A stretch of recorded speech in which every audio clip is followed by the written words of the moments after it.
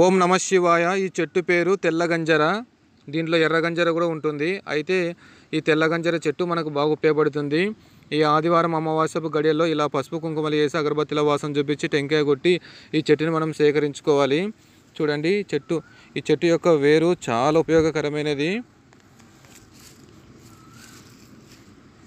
ఈ చెట్టు యొక్క వేరుని ఇక్కడి వరకు మనం సేకరించుకొని దీని చిన్న పిల్లలకు తాయెత్తులో కట్టిన, పెద్దవాళ్ళు పరుసులో పెట్టుకున్న ఆకర్షణ కలుగుతుంది. మేను బాలగ్రహ, పీడగ్రహ, చండగ్రహ, మారిగ్రహ, దుష్టగ్రహ, దుష్ట పరిపాలక గ్రహ, కాకిని, కామిని, శాకిని, డాకిని గ్రహ, బ్రహ్మ, రక్షాస గ్రహాలు దూరం అయిపోతాయి. మానసిక ప్రశాంతత కలుగుతుంది, ఐశ్వర్యం కలుగుతుంది, ఆర్థికంగా అభివృద్ధి చెందుతారు, మనోధైర్యం కలుగుతుంది. ఇది భారతదేశంలో దైవికమైనటువంటి మొక్కల యొక్క రహస్యం ఇది. ఇలా ఎన్నో మొక్కలు ఉన్నవి. నమ్మే వాళ్ళ కోసమే ఇది. నమ్మకంగా చేసుకొని ఖచ్చితంగా శుభం కలుగుతుంది. ఇది చాలా దివ్యమైనటువంటి మూలిక.